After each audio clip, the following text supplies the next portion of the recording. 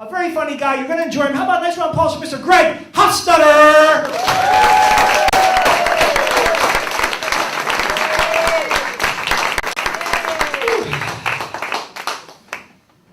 So yeah, my last name is Huffstutter. Oh, when I was 6, I told my parents, I want to be an astronaut and a smith.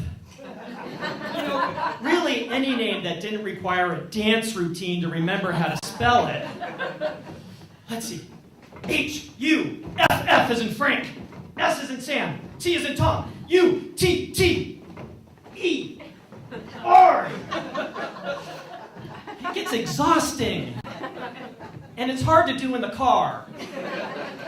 I mean, every time I do the T's, I just blind who's ever next to me. And you can imagine the childhood nicknames, right? Huffy, Huff and Puff, Huffernutter, Chicken Legs, you know, just to mix things up. Let's see, H.R. Hufflepuff, Orville Huffenbacher, Gregory Muffstuffer. I'll let that one sink in. So instead of getting mad, I've decided to make it my mission to add more Huffstutters to this world. So far, I'm up to 4. My wife, 2 daughters, and an ex-wife. Now, my ex and I, we haven't spoken in over a decade. She's remarried and still goes by Huffstutter. I don't get it. I mean, I get why we're not married anymore. Just, why would you keep the name? Now, to be fair, she is a newspaper reporter, which makes it a little dicey to change names mid-career. You know, kind of like Katie Couric showing up for work one day as Katie Abramowitz.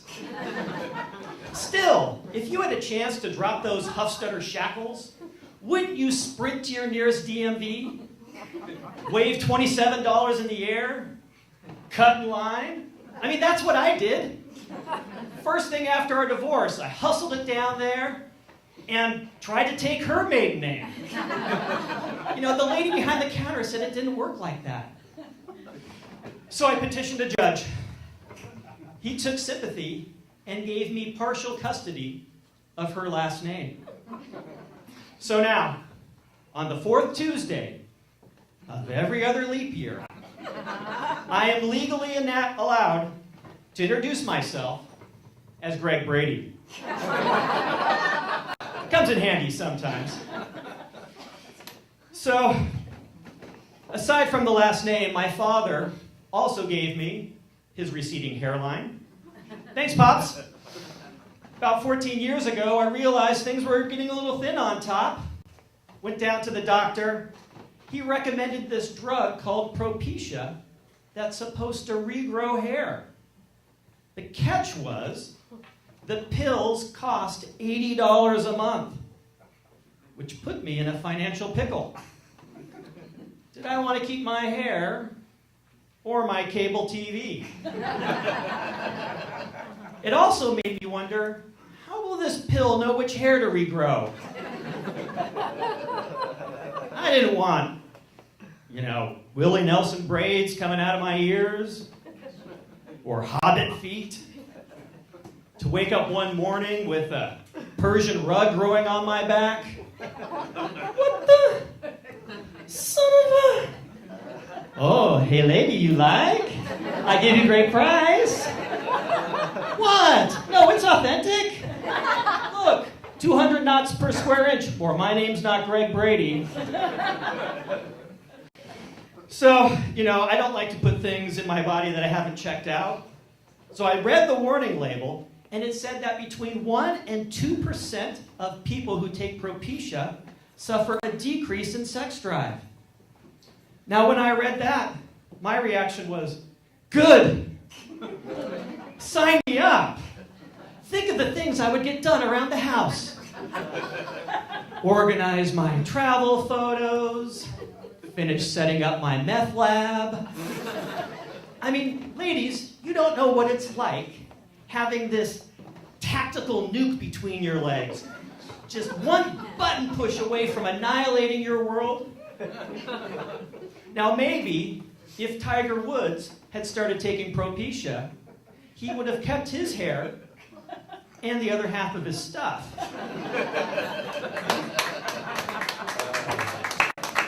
So, of course, I started taking the pill. I mean, how else was I going to attract Huffstutter number 2? And at this point, I don't really have a choice. Because on the warning label, it says, if you ever stop taking your daily dose, you'll lose all the hair you regrew. Thanks, Propecia, for that balding blackmail. Fortunately, I did find a generic version of the pill that only costs $4 a month. It's made by Kirkland. And each bottle comes with 20,000 pills, so I'm good for a while.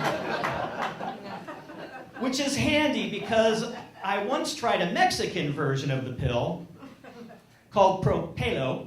I had to stop taking that one, because it made my armpit hairs kind of look like Ricardo Montalban. Con! So when I'm not regrowing hair, I've worked in advertising for the last 18 years. That's right.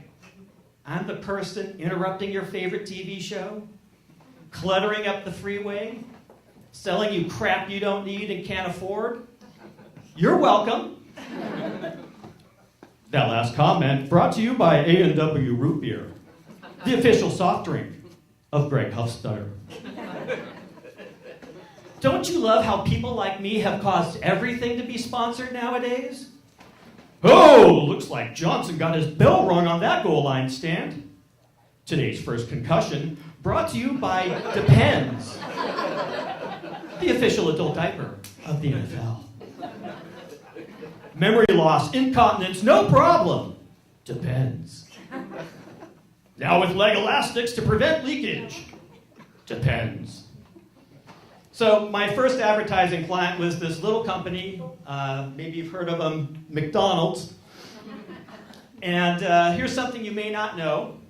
Once a year, on founder Ray Kroc's birthday, everyone who does anything with McDonald's is expected to suit up and go behind the counter to work a shift. So on that day, I would trade my suit and tie for a polyester uniform. They would give me a hairnet and a name tag, a long name tag.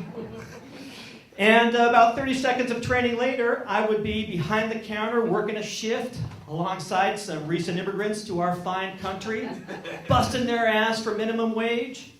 And understandably, they would look at the gringo with a little wonder in their eyes until I did this. And then they would get so excited, they'd be like, Fantasy Island! Mark of Zorro! Soft Corinthian leather!